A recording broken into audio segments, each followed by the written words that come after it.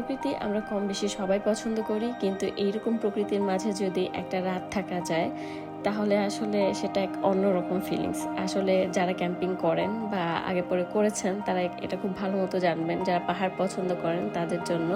আর পাহাড়ের সাথে যদি এত সুন্দর একটা লেক ভিউ থাকে তাহলে আর কি লাগে। প্রত্যেক সামারে আমাদের অনেক ক্যাম্পিং করা হয়, কিন্তু এই সামারে ক্যাম্পিং একদমই কম করা হয়েছিল, কিন্তু তার মধ্যে এটা একটা বেস্ট সময় গিয়েছিল আমাদের, কারণ আমরা সেদিন যারা গিয়েছিলাম সময়টা অনেক সুন্দর এনজয় করেছি, আর জায়গাটাও মাশাআল্লাহ অনেক বেশি সুন্দর ছিল।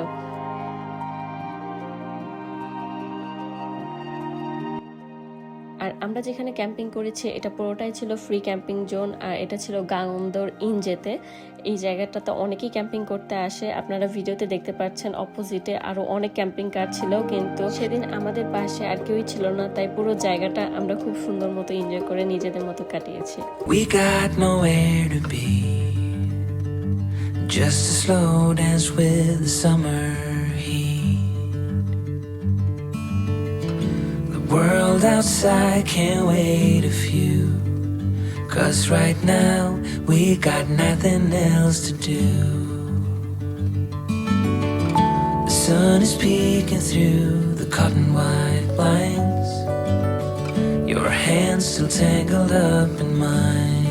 যেহেতু সামার টাইম চলছে তাই তরমুজ ছাড়া তো ক্যাম্পিং একেবারেই হবে না, তাই আমাদের ক্যাম্পিং এর শুরুটাই হয় তরমুজ কাটা দিয়ে। আর তরমুজটাও এত বেশি মজার ছিল যে আমরা সবাই খুব এনজয় করে সেখানে এটা খেয়েছি।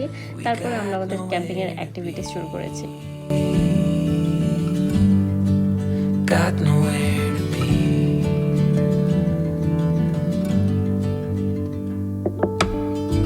Your hair's a mess, but you don't mind.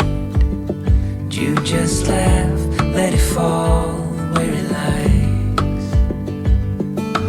Coffee's cold, but we take a sip, talk about nothing. Let the morning slip. Oh, it feels like that, like summer air through window cracks. Oh, it feels like. আমরা যেখানে camping করছিলাম তার অপোজিটে Korean একটা ব্র্যান্ডের photoshoot হচ্ছিল, তাই ওইখানে অনেক বেশি মানুষ ছিল, আমরা ওই পারে যেতে পারিনি। এই পারে ঘুরে বেরিয়েছি পুরো জায়গাটা, আর উপর থেকে ড্রোন শুটে যতটুকু দেখানো যাচ্ছে জায়গাটা আমরা ভিডিওতে দেখানোর চেষ্টা করেছি। সন্ধ্যা হওয়ার শুরুতে এখানে ভাইয়া চা বসিয়ে দিয়েছিল, কারণ এখানে যে ভাইয়া আমাদের সাথে গিয়েছিল তার হাতের চা অনেক বেশি মজার, তাই তাকে দিয়ে আমরা এখানে চা বানাচ্ছিলাম। আর চা ছাড়া তো আসলে আমরা বাঙালি যেখানে যাই চা তো অবশ্যই লাগবে। Feels like that. Yeah, it feels like that. Na na na na na. Camping এ যে মেইন রুলস সেটা শুরু হয়ে গেল আমাদের বারবিকিউ টাইম। সেদিন আমরা নিয়েছিলাম ভেড়ার মাংস, যেটা আমরা চুলার উপরে পুড়িয়ে খেয়েছিলাম, কারণ প্রথমে ভেবেছি এটা আমরা ফ্রাই করে খাবো, কিন্তু ফ্রাই করে খেলে আসলে অতটা মজা লাগে না যেটা পুড়িয়ে খেতে মজা। তাই চুলার উপর পুরানোর কারণে সকালে আমাদের চুলাও নষ্ট হয়ে গিয়েছিল, আর আমরা কিছুই করতে পারিনি।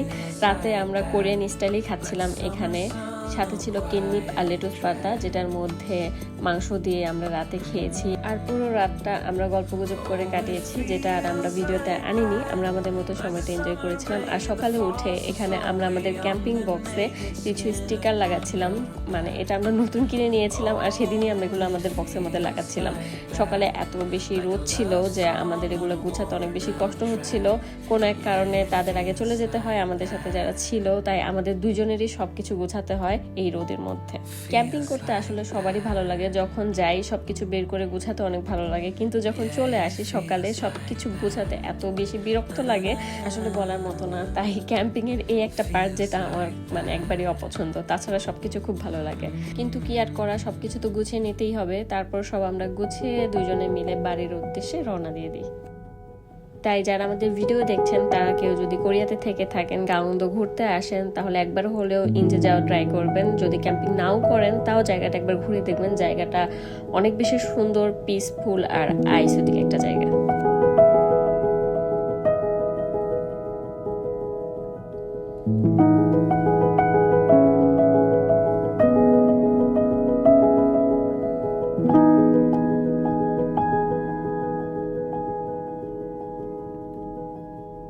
আল্লাহ হাফেজ।